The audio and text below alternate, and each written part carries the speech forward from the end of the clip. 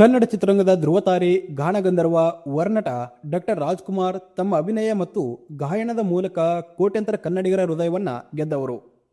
ಆದರೆ ಅಣ್ಣವರು ಅಭಿನಯಿಸಿದ ಎಷ್ಟು ಚಿತ್ರಗಳು ರಾಷ್ಟ್ರೀಯ ಚಲನಚಿತ್ರ ಪ್ರಶಸ್ತಿಯನ್ನು ಪಡೆದುಕೊಂಡಿವೆ ಮತ್ತು ಯಾವ ಕಾರಣಕ್ಕಾಗಿ ಆ ಗೌರವ ಸಿಕ್ಕಿತು ಅಂತ ನಿಮಗೆ ಗೊತ್ತಾ?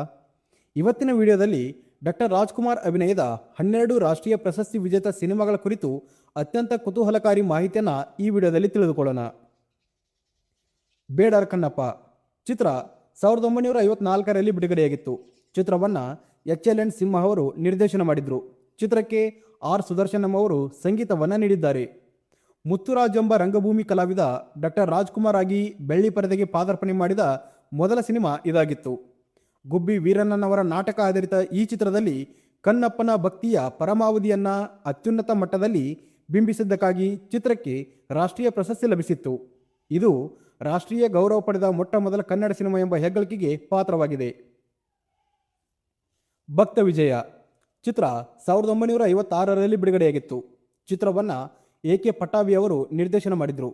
ಚಿತ್ರಕ್ಕೆ ಎನ್.ಎಸ್. ಬಾಲಕೃಷ್ಣನ್ ಅವರು ಸಂಗೀತವನ್ನು ನೀಡಿದ್ದಾರೆ.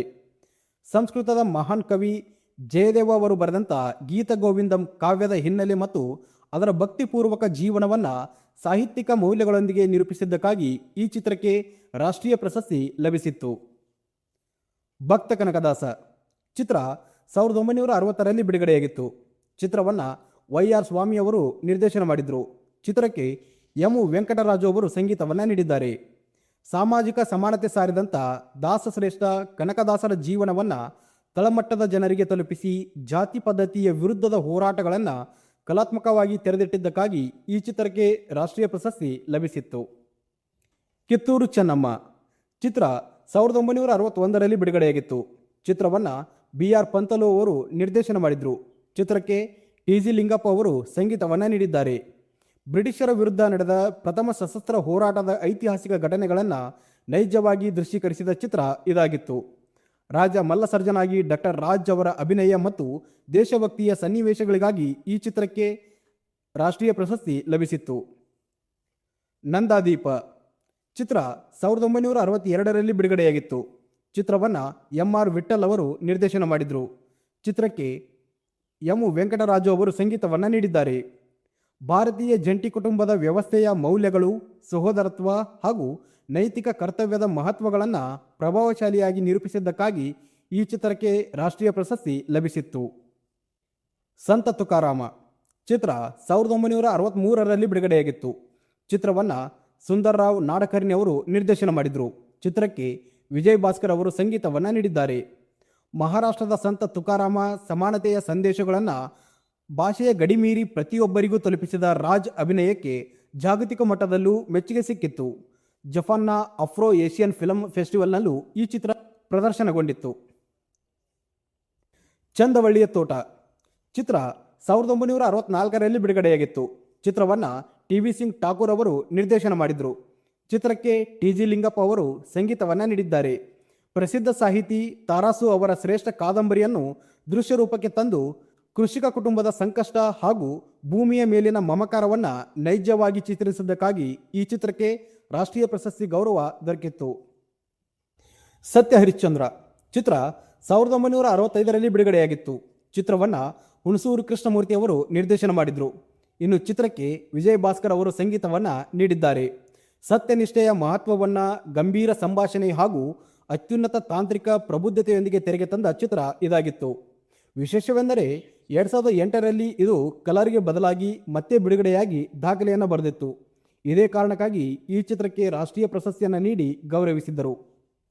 ಸಂಧ್ಯಾರಾಗ ಚಿತ್ರ 1966ರಲ್ಲಿ ಬಿಡುಗಡೆಯಾಗಿತ್ತು. ಚಿತ್ರವನ್ನು ಎ.ಸಿ. ನರಸಿಂಹಮೂರ್ತಿ ಮತ್ತು ಭಗವಾನ್ ಅವರು ನಿರ್ದೇಶನ ಮಾಡಿದರು. ಚಿತ್ರಕ್ಕೆ ಎಂ. ಬಾಲಮುರಳಿಕೃಷ್ಣ ಮತ್ತು ಪಿ. ಭುವನೇಶ್ವರ್ ಅವರು ಸಂಗೀತವನ್ನು ನೀಡಿದ್ದಾರೆ. ಶಾಸ್ತ್ರೀಯ ಸಂಗೀತದ ಪವಿತ್ರತೆ ಮತ್ತು ಕಲಾವಿದನ ಅಂತರಂಗದ ಸಂಘರ್ಷಗಳನ್ನು ಎತ್ತಿ ಹಿಡಿದ ಚಿತ್ರ ಇದಾಗಿತ್ತು. ಹಿಂದೂಸ್ತಾನಿ ಗಾಯಕ ಪಂಡಿತ್ ಭೀಮ್ಸೇನ್ ಜೋಶಿ ಮತ್ತು ಕರ್ನಾಟಕಿ ಗಾಯಕ ಬಾಲಮುರಳಿಕೃಷ್ಣ ಅವರು ಈ ಚಿತ್ರದಲ್ಲಿ ಹಾಡಿದ್ದು ಅತ್ಯಂತ ವಿಶೇಷ ಅಂತ ಹೇಳಬಹುದು. ಇದೇ ಕಾರಣಕ್ಕೆ ಈ ಚಿತ್ರಕ್ಕೆ ರಾಷ್ಟ್ರೀಯ ಪ್ರಶಸ್ತಿಯನ್ನು ನೀಡಿ ಗೌರವಿಸಲಾಗಿದೆ. ಬಂಗಾರದ ಹೂವು ಚಿತ್ರ 1967ರಲ್ಲಿ ಬಿಡುಗಡೆಯಾಗಿತ್ತು. ಚಿತ್ರವನ್ನು ಬಿ.ಎ. ಅರಸುಕುಮಾರ್ ಅವರು ನಿರ್ದೇಶನ ಮಾಡಿದರು. ಚಿತ್ರಕ್ಕೆ ರಾಜನ್ ನಾಗೇಂದ್ರ ಅವರು ಸಂಗೀತವನ್ನು ನೀಡಿದ್ದಾರೆ. ಕರ್ತವ್ಯ ಪ್ರಜ್ಞೆ, ಪ್ರೇಮ ಮತ್ತು ಮಾನವೀಯ ಸಂಬಂಧಗಳ ನಡುವಿನ ನೈತಿಕ ಸ್ಥಿತ್ಯಂತರಗಳನ್ನು ಅರ್ಥಪೂರ್ಣವಾಗಿ ನಿರೂಪಿಸಿದ ಉನ್ನತ ಸಾಮಾಜಿಕ ಚಿತ್ರ ಇದಾಗಿತ್ತು. ಇದೇ ಕಾರಣಕ್ಕೆ ಈ ಚಿತ್ರಕ್ಕೆ ರಾಷ್ಟ್ರೀಯ ಪ್ರಶಸ್ತಿಯನ್ನು ನೀಡಿ ಗೌರವಿಸಲಾಗಿದೆ. ಮಣ್ಣಿನ ಮಗ ಚಿತ್ರ 1968ರಲ್ಲಿ ಬಿಡುಗಡೆಯಾಗಿತ್ತು. ಚಿತ್ರವನ್ನು ಗೀತಪ್ರಿಯ ಅವರು ನಿರ್ದೇಶನ ಮಾಡಿದರು. ಇನ್ನು ಚಿತ್ರಕ್ಕೆ ವಿಜಯ್ ಭಾಸ್ಕರ್ ಅವರು ಸಂಗೀತವನ್ನು ನೀಡಿದ್ದರು.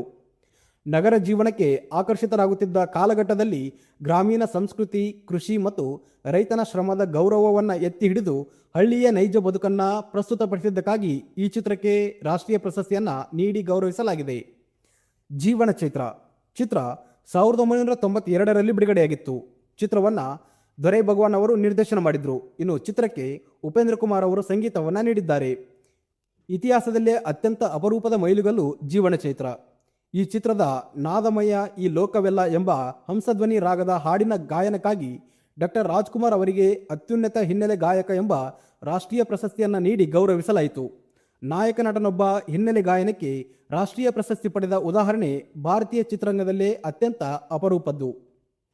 ಹೀಗೆ ನಟನೆ, ಗಾಯನ ಹಾಗೂ ಸಂಸ್ಕೃತಿಯ ಉಳಿವಿಗೆ ತಮ್ಮ ಜೀವನವನ್ನೇ ಮುಡುಪಾಗಿಟ್ಟ ಡಾಕ್ಟರ್ ರಾಜ್ಕುಮಾರ್ ಅವರು 1995ರಲ್ಲಿ ಭಾರತೀಯ ಚಿತ್ರರಂಗದ ಅತ್ಯುನ್ನತ ದಾದಾ ಸಾಹೇಬ್ ಫಾಲ್ಕೆ ಪ್ರಶಸ್ತಿ ಪಡೆದು ಕನ್ನಡ ಚಿತ್ರರಂಗದ ಕೀರ್ತಿಯನ್ನು ದೇಶಾದ್ಯಂತ ಪಸರಿಸಿದರು.